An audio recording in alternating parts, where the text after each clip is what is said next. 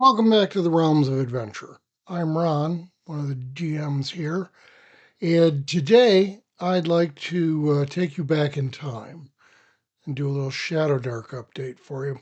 We just played our fourth session of ShadowDark, but I've been very busy and have not had a chance to update uh, YouTube with any of these session in reviews. It's been brought to my attention by Bob because, uh, you know, whatever. Anyway, I've got a lot to go through and not a lot of time before you become so bored that you shut this off. So, session number 2 took place on the 29th of November. We added 2 new characters. Denton, the dwarf fighter, played by uh, Brett, and Hiralia, the elf priest of Ged, uh, which was played by Carolyn. That is in addition to Grim, the dwarf priest of the Lost, uh, Ithor, the elf wizard, and Hugh Man, the human thief. We were down 1 player today from session 1. We got 2 new players. It looks like it's going to be 6 players in all, which is um, doesn't sound like a lot of players, but is probably hmm, if I had 4 players, I feel like it would be a more immersive situation. But Shadow Dark runs pretty quick, and so even with 6 players, it works out all right. So we started the session off going over a number of points in Shadow Dark that we either got wrong, needed to revisit, didn't want to be bothered to look up. So I started out just pointing out just these notes on Shadow Dark. And I'm going to go over them for you because maybe if you're just starting out with Shadow Dark, you missed this stuff, or just maybe it helps you, maybe it doesn't. I went over it for my players, and just to right set the table that we're all starting a new game. It's not just them, it's not just me. None of us have played Shadow Dark before. So the points that I had on my run sheet for Shadow Dark was a reminder that strength and dex modifiers only add to your attack roll, not your damage. That a basic round, your turn in the round, is a simple move and an action. That's it. There's no bonus actions, no free actions, no double actions, none of this other nonsense. You get a simple move and basic action. That's all you do. You do a thing and you move. And also, I reiterated that we're trying to move around the table pretty quickly, so we're never really out of initiative. Once we start the game, I'm just going to keep going around the table, and there are in-game clocks that we're keeping track of, and every time around the table is one tick on that clock. Um, I also reiterated that their Constitution bonus uh, to hit points only applies at first level. That anybody can look for or find traps, but that and I got this from the FAQ. Um, but thieves do it automatically, and backstabbing has to involve the sneaking part of it. It's not just um, you know you step to the side and you get a backstab. No, you're going to have to basically uh, disappear. I don't want to say from their sight, disappear from their perception. They need to not know where you've gone. So you need to, in some way, hide so that you could spring out and get that backstab again. I had to go over the fact that the negative stat bonuses are added both to death timers and first level hit points and armor class. All of these are.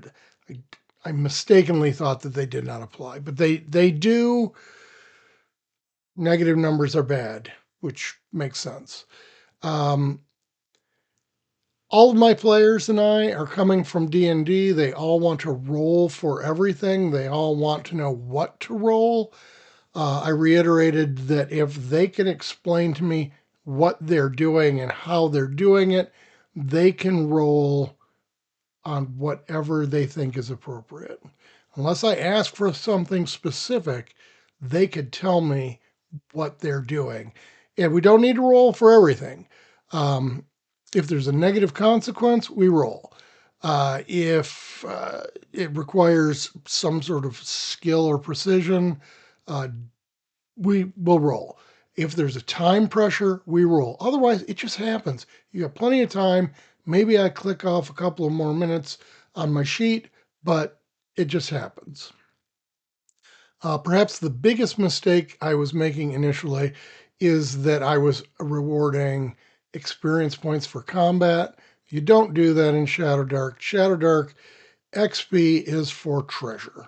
And basically, I believe it's 30 gold pieces worth of treasure for that first experience point.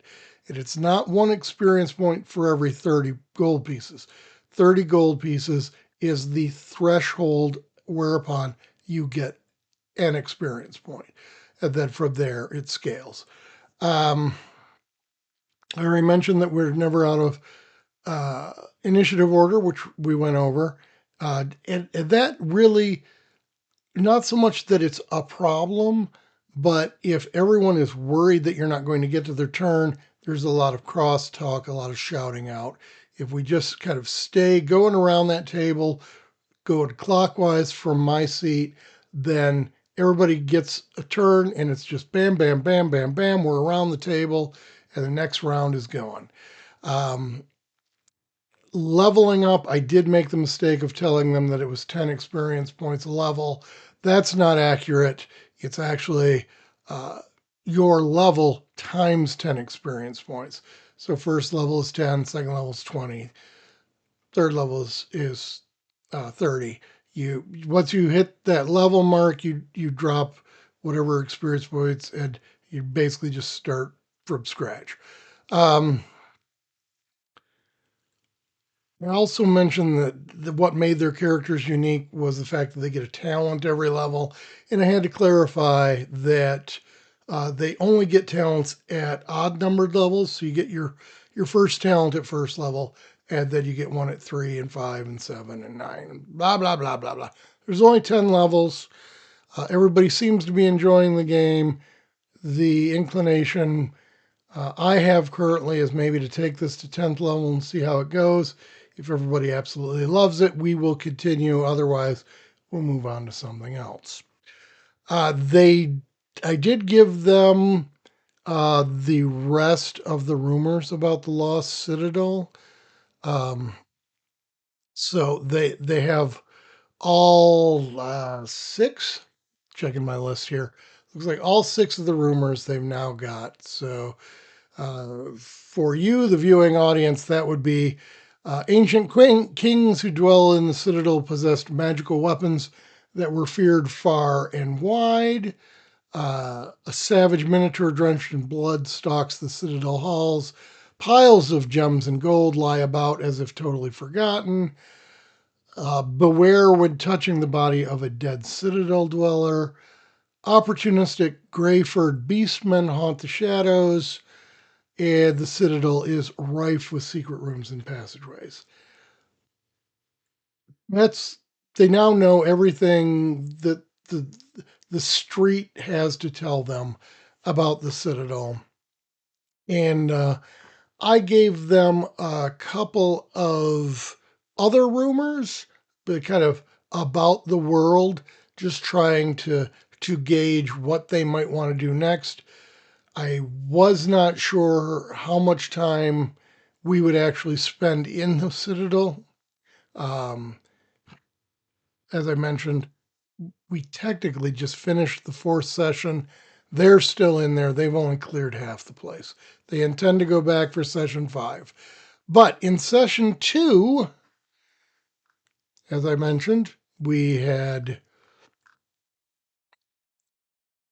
5 characters. Trying to find my notes, my write up on the session. Are you ready? Here we go. Let's try and get through this. I don't want to make this a terribly long video, but I wrote a lot. I don't know why. 1129, ShadowDark, Episode 2, Hirelings and Horrors. Having returned to the town of Corvin's Crest at the end of Episode 1, we pick up there a few days later, after the crawlers have rested, healed, and caroused most of their monies away. Realizing that they need more hands to make a success of their next trip to the Lost Citadel, they hired an elf seeker of Ged by the name of Heralia. She joined them for a bit of gold based on the idea that they'd made it out once before and the temptation of knowing that the ancient kings who dwelt in the citadel possessed magical weapons that were feared far and wide. Hopefully, she won't regret her decision. And in a bit of subterfuge against their rivals, Death Sentinels, a rival adventuring party, the Crawlers added one of that group's potential recruits to their own roster, as Hera the Red was getting mugs to seal the deal, a dwarf squire named Denton. Denton had heard rumor that caution was warranted when touching any dead bodies in the Citadel, but was unclear what exactly to be wary of. Feeling confident in their numbers and having gathered a few more rumors about the place, they ventured out to recover the body of Tupac and ensure the elf was given a proper burial. If they were to find a bit more carousing gold, that would be good too. And with that, they returned to the lost citadel of the Scarlet Minotaur. They crossed the 6 miles of scrubland and chaparral without incident, and re-entered the citadel through the same southeastern doors they used in their first visit. Torches were lit, weapons drawn, and spells readied. Time to confront the darkness once again. The body of the slain Ettercap was no longer in the grand mural chamber, but the smell and evidence of its death still remained. Retracing their path through the west door, they worked their way to the storage room, where their battle with the beastmen occurred, and the terracotta jars held therein.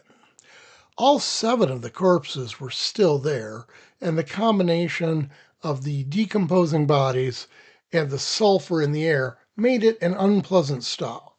But a bit more time was spent investigating the terracotta jars than on their previous visit. In total, they counted 20 jars, sealed with cork and wax, each of the terracotta jars stamped with images of people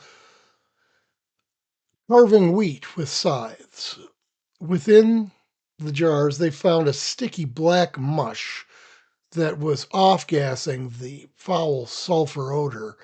The faulty wax seals were the source of the intermittent hissing. It was decided that the stuff was definitely flammable and possibly explosive. And it's satisfied with that, they left the jars be and removed the spike they had driven into the southern door. They had a body to recover after all. As soon as the door was opened and the light of the torch washed across that room and the 2 corpses within, angry chittering reached their ears, and out of the darkness, rushing straight for the torch and Grim, who had the misfortune of bearing that torch, came a cave creeper, a horse-sized green centipede creature with tentacles emerging from the front of its face. Um,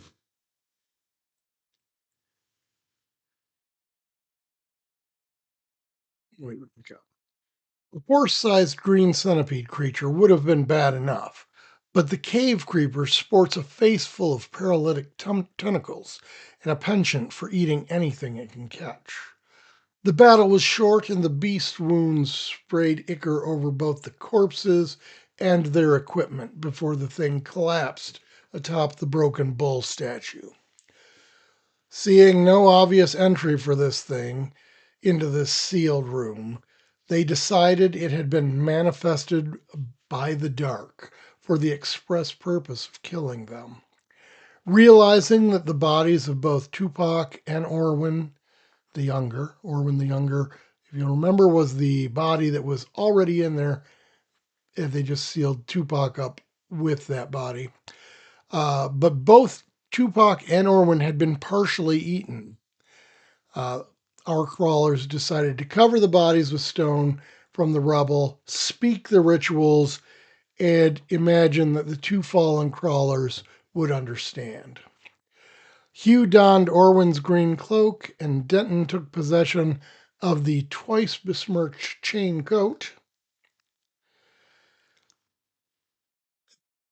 and they left the room. Examining the map, they decided to try to reach an area of the Citadel that showed a disconnect and lacked an apparent connection to any of the hallways.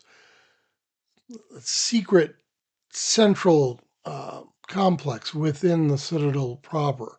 So the group backtracked to the mural chamber and found the eastern door unlocked but stuck shut. With a bit of muscle, they were able to force the door open, but once the door was unstuck, the heavy stone door swung easily to smash loudly into the wall beyond. Two flights of stairs, one blind corridor, and a 40-foot hallway brought them to a brilliant, blinding cave.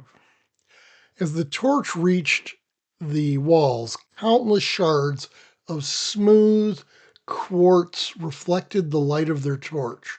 The sudden wash of reflected light was so dazzling as to leave Grim, Denton, and Harold.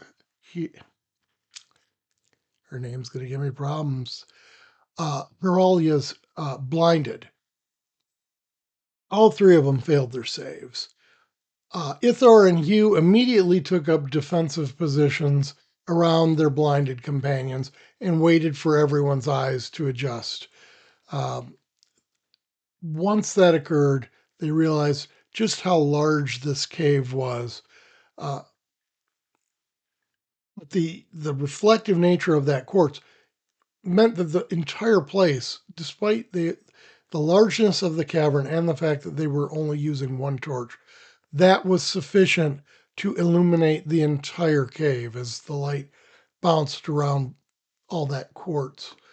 Um, in that brilliance, they noted a handful of man sized white bundles stuffed into the cave's furthest corners, and a number of dingy spots on the ceiling that looked like regularly used ambush points for, based on the bundles, probably ettercaps. One of the man sized bundles was still weakly twitching, and they went to investigate. Realized that someone was still alive within that bundle. And while the priests freed the terrified human Yoren from the ettercap silk, which bound him helpless, Hugh cut open the other bundles and to find the desiccated corpses of four other unfortunates. All of their valuables had been stripped from the lot of them, and Yoren warned of ambush before passing out. Yoren being the fellow they just rescued. So he's like, "Oh, watch out!" And then he passed out because shock and whatnot. Um, Hugh, it was Hugh. Hugh noticed in one of the corpses had an odd bulge in its cheek, and in digging through there, discovered that there was a good sized pearl worth about 40 gold pieces hidden in the mouth of one of the silk entombed corpses. So he pocketed that and called that profit. Meanwhile, Denton and Ither were uh, investigated a dark web choked corridor in the northeast corner, northeast corner. Uh, and they heard shrill, tittering whispers coming from somewhere up beyond that web choked corridor, and caution became the better part of valor at that point. And Ithor cast burning hands into the cave, and Denton decided he should help Yoren escape the Citadel. Outside this narration, that player needed to leave. The weather was getting bad, and he was getting nervous about driving. So we used escorting Yoren as the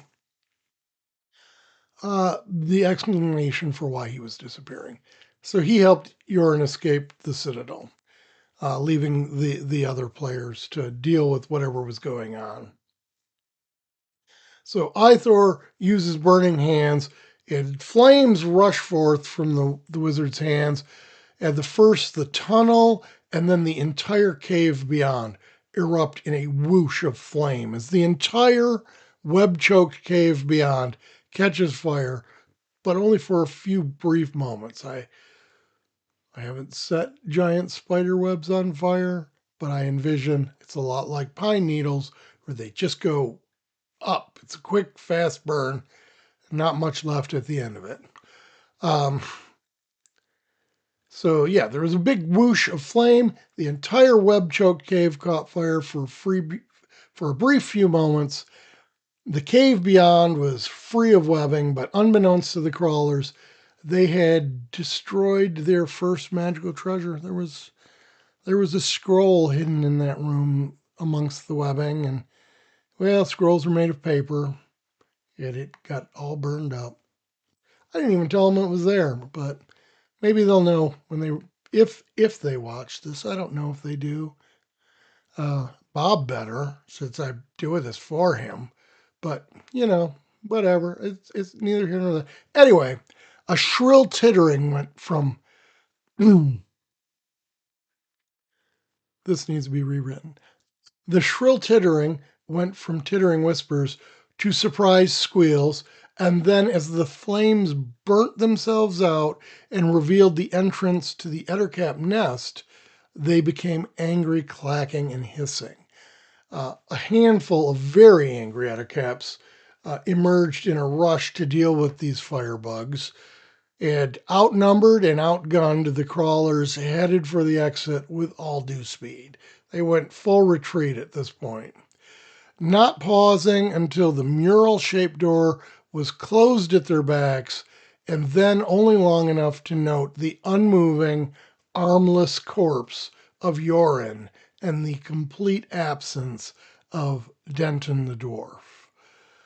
Uh, but the click of the Ettercap's claws on the other side of the door convinced them to get outside and into the sunlight, and maybe answers would be found out there. Um, Outside the Citadel, they did find a shocked Denton proclaiming that he had seen the Scarlet Minotaur and only escaped because of Yoren. Just muttering, "It's real, it's real, it's in there, it's a monstrous, bloody beast." Just kind of in shock because, he left, so I could do whatever I want with his character.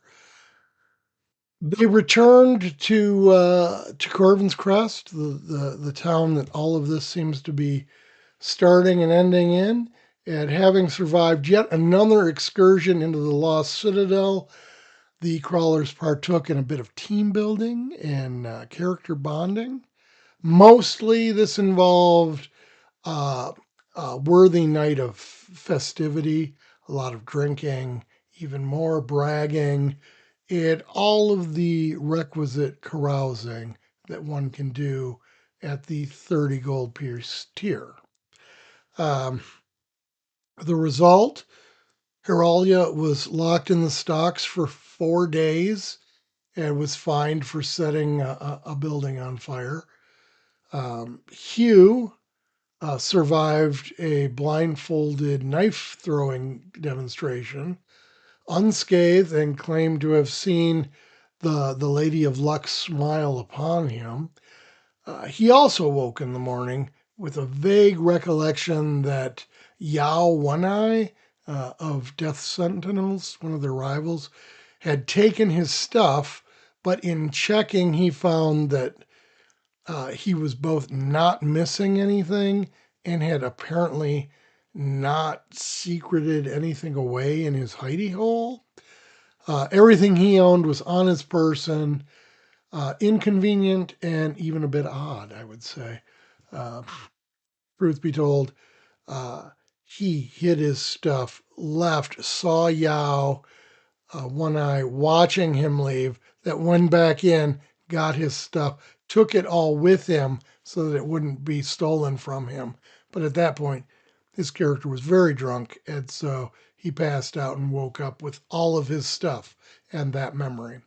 That's the story there.